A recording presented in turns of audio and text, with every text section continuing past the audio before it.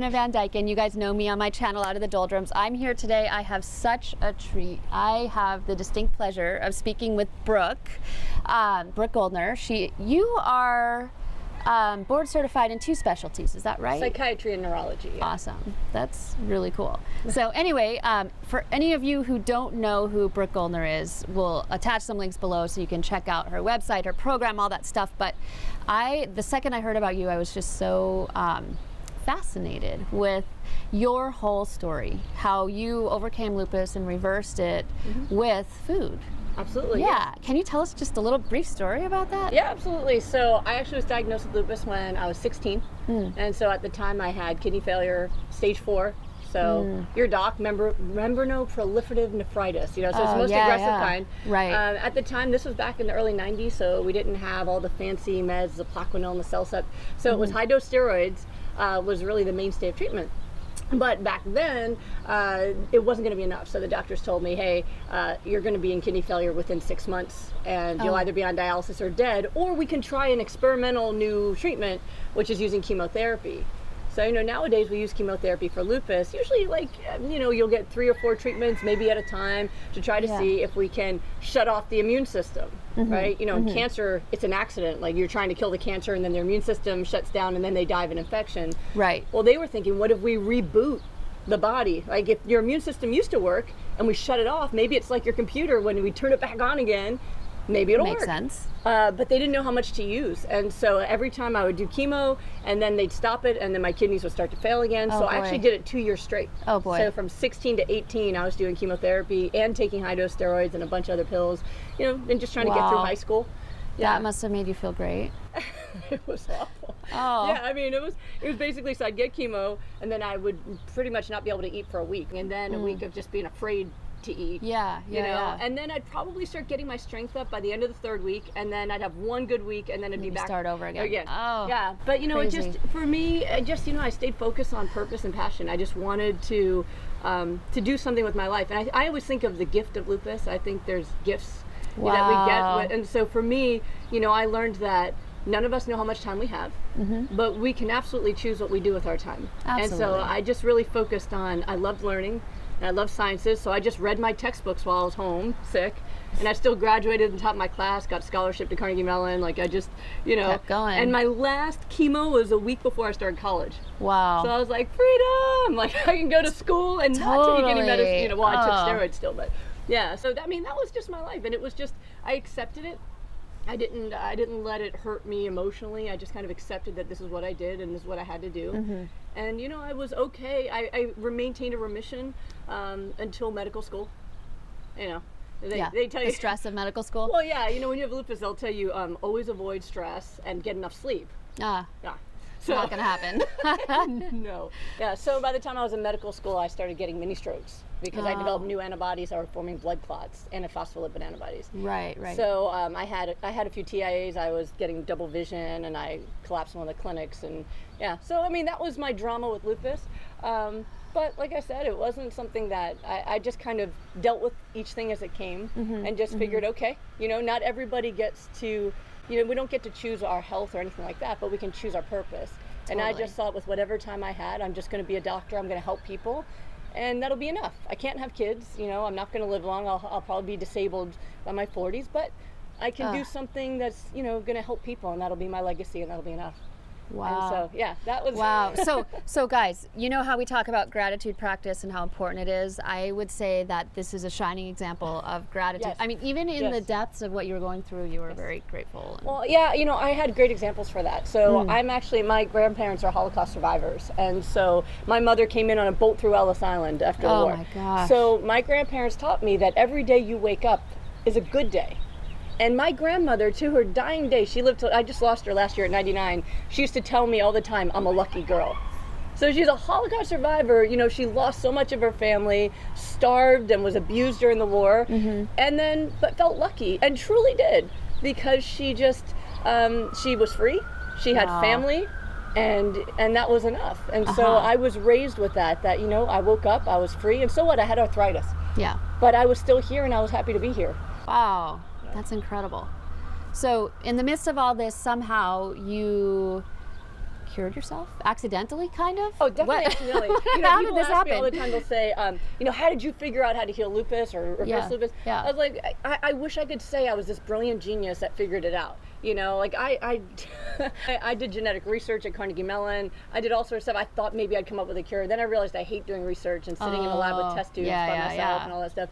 So no, I just thought, that's why I went into psychiatry, is I figured I'm really good at happy. And what I see in my patients as a med student is that people who are depressed actually suffer longer, they don't heal. Yeah. So I'll just teach people what I know about gratitude and happiness and help them learn how to live with illness. Totally. So that's what I was going to do. And then it was really, I fell in love, and that changed the whole course of my life. So I fell in love with Thomas Tadlock, and it was this, you know, it was one of those things where it was like the meeting of souls. Like we just, I mean, it was, I still remember, gosh, it was like maybe 2 or 3 weeks after we met, we would be up all night crying and holding each other because we just felt like we'd been missing each other for thousands of years and we'd found each other again. Like it was the like gives me chills. The emotion was so sweet. Intense. It was like we would just Wow. hold each other and cry, which sounds crazy, but it just was. It just was amazing. And he wanted to marry me even though I was sick. Wow. You know, and I was like, he was this gorgeous, brilliant man. And I'm like, I can't have kids. I'm not going to live a long life. You're going to take care of me when I get disabled. This is really what you want? And he was just, you know, he told me, he's like, I'd rather have a short life with you than a lifetime with anyone else. And I'm just going to give you the best life you could ever have. So I was like, well, okay, then let's get married. And so now I was really lucky. I was months away from graduating medical school. I was going to go to UCLA Harbor for my residency, and I was getting married to the love of my life. I'm like, nothing can get me. So what? I have to inject myself with blood thinners every day. Who cares? You know, like I'm sure anyone would trade for me right now, right? So my husband at the time was a celebrity trainer. He would, when MTV would get like someone would have to do a music video and they've been partying in New York too much and they had like a gut, they'd call him up, they'd be like, we need a 6-pack in 3 weeks. And then they'd ship him in to New York. And what he had figured out, but he was really good because he figured out that you can manipulate people's metabolisms through diet. So instead of starving people or just overworking them out, he would just really nourish them. And then their metabolism would get fast and you'd apply exercise and the fat falls off. Wow. So I was like, well, you know, I want to look like MTV on my wedding. We're getting married in Maui, and I'm going to be in a bathing suit, and I want to look amazing. And I was in Pittsburgh, which, you know, is not a good place to be fit and healthy. So he actually just modified his diet that he was using on his clients for me, because at the time it was like paleo before paleo existed, because we're talking about 15 years ago. Right. So it was, but it was super high in raw vegetables, super high in omega-3s, high in water, and then he used free-range meat for the protein. But I'd been a vegetarian since I was 12. Like a cheese and egg-itarian and processed food-itarian. But I loved animals, and that was non-negotiable. So he gave me tofu, and then I did the rest of the diet the same. And my weight loss and all that stuff happened just like everybody else. But he'd never had anyone reverse a disease or anything. Right. But by the time I'd got my next blood work, which about 3.5 months later, it was completely negative for lupus. I mean, I felt great within a couple weeks. I was going to work, working 30-hour shifts, and then going to the gym after, because I had so much energy, which is not normal even if you don't have lupus. Right. You know? So that was, this year is 14 years since that. And I've had 2 healthy kids. I still have 0 disease in my body at all. I aged in reverse for a while. You know, I was on Facebook, and my med school boyfriend reached out, and he was like, why haven't you aged? You know, and I was like, I did. And then I changed my diet and I went backwards, and it was awesome. That's so cool. So so that, you know, that happened right when I was in my first 2 years of residency. So, you know, it was mind blowing, and it took me a while to really understand that it was food. You know, because I just graduated med school, so I knew that, you know, diet has nothing to do with health. So it couldn't have been my diet, you know, I didn't know what happened.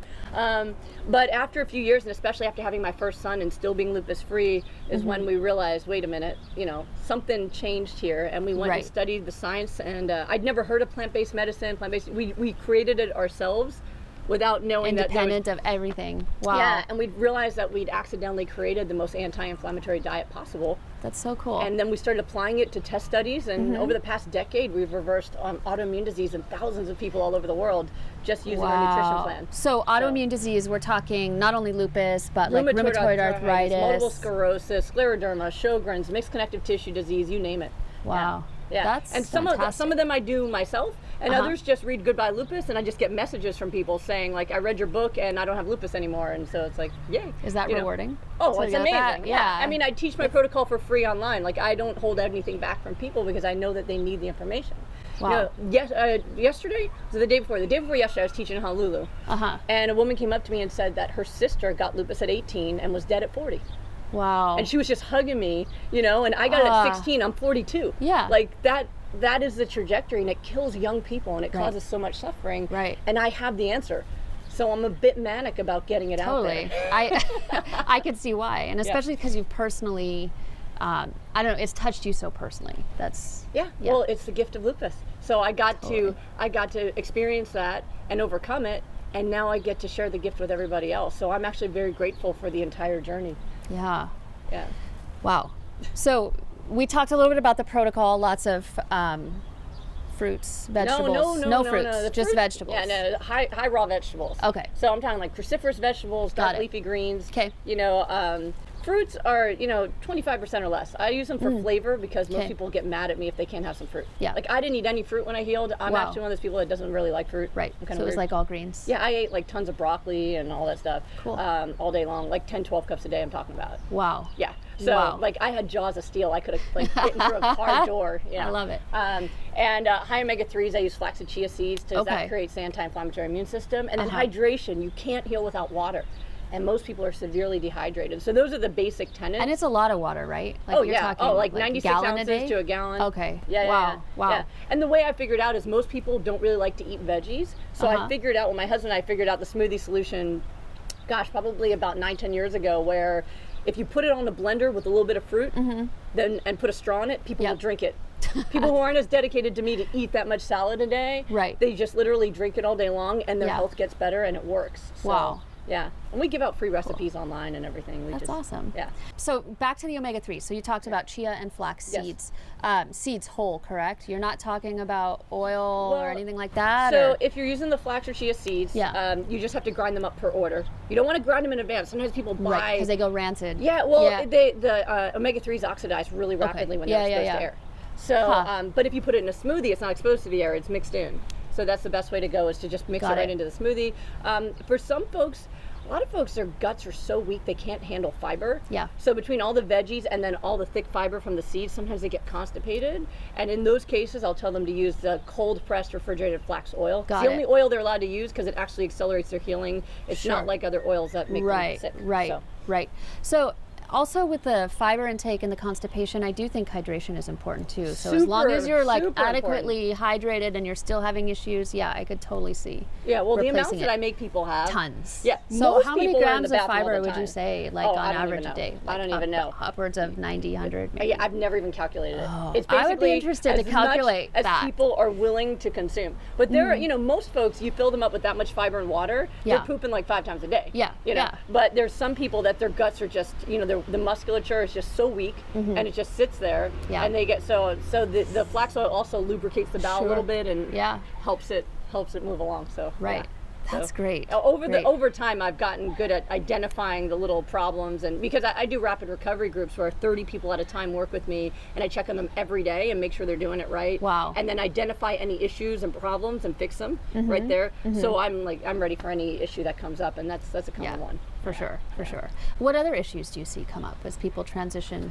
Well, the hardest part actually is the emotional side, the mental side. Yeah. Which, people ask me sometimes, do you miss being a psychiatrist? And I'm like, I've never stopped being a psychiatrist. Right. Because getting people to change their diet and their lifestyle. That is Psychiatry 101, behavior change. 100%. So the majority of the issue is keeping people motivated, self-sabotage. And actually, my new book coming out at the end of July is Goodbye Autoimmune Disease.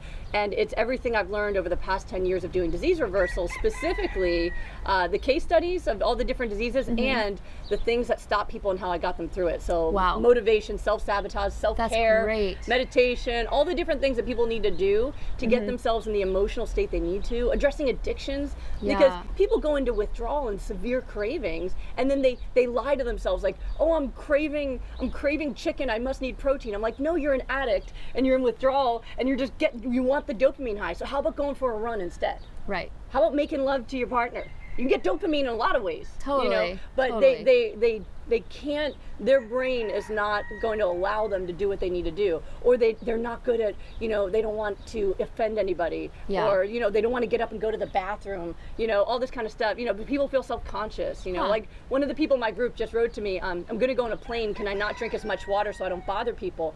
I'm like, bother people? Yeah. I said, you know what? Sitting on a plane is not good for you. We want them to get up and move their legs. Right, it's a good excuse to get up anyway. So you're helping them out. You know, I always tell people, when you do the right thing for you, the right thing happens for everyone. That's so it's good for them. They'll get up, they'll move their legs. You might prevent someone from having a PE. So true. I love it. I love it. So take care of yourself first. That's what that's all about. Absolutely. You got to take care of your emotional health, because, you know, the biggest thing I teach the people in my group, and that's what I talk about in my book too, is you can't get your happiness from food. We've got to use food as a tool. Get your happiness from relationships and from experiences, and don't just depend on what's on your plate to make you happy, because it's a trap. So true. Beautiful, beautiful. Well, I think, you know, Brooke has a talk to give, and we got to get set up and get going, so I'm going to let you go, but thank you so much for your time. I really appreciate it. You're welcome. Hopefully we can hook up again and talk more sometime, and it's wonderful. It's my pleasure. Totally. Thanks. It's cool. Thank you so much. Well, Goodbye Lupus and green smoothie recipes to kickstart your health and healing. Those are both on Amazon. And then free recipes. So I have green smoothie recipes that we give away for free at smoothieshred.com. We have videos to help people. And most importantly, I teach my protocol for free. So every 2 months I get online and I teach my entire protocol from my book Goodbye Lupus, and I stay on the line to answer everyone's questions. Wow. And it usually takes about, the class is usually an hour, the Q&A is usually 3. Wow. But that's, the next ones are coming up July 22nd. So I don't know if people are going to see this before then, but if not, you go to goodbyelupus.com. There's always a banner with the free classes. Make sure you come, because I'm there to teach it and to make sure people get the information. That way, even if they can't afford to meet me or to even to buy a book, you can still learn what you need to do to learn to get your health back. So that's so awesome that you're making it free like that. That's impressive. Well, yeah, people deserve their health. They shouldn't have to pay for the secret sauce, you know. For sure, for sure.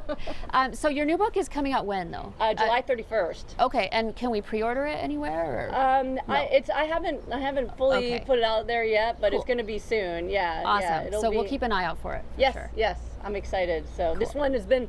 It's been a long time working on it, and right before I came to Hawaii, my my editor got back to me, and I was like, oh no. So I said, I can't look at it anymore, so I don't even know if it makes sense. And he, the message I got back from him was, this is a book everyone's been waiting for. So I was like, yes. So I got on the plane like, oh, because I was like, that's the best news I didn't know if I'd be working in my hotel room. So I was like, okay, all right, I'm happy. So yeah, cool. It's going to Formatters, and then it'll be out. Yay! I can't wait. I can't wait to share it and read it. Oh, thank you so much. Yeah. All right, time to teach. All right. Thanks for watching, guys. I hope you liked this video. If you liked it, give it a thumbs up. If you want to show us some real support, subscribe. And as always, write back. Let us know what you want to hear about. We'll do a video on it. And until next time, aloha. Bye. This one's dedicated to you.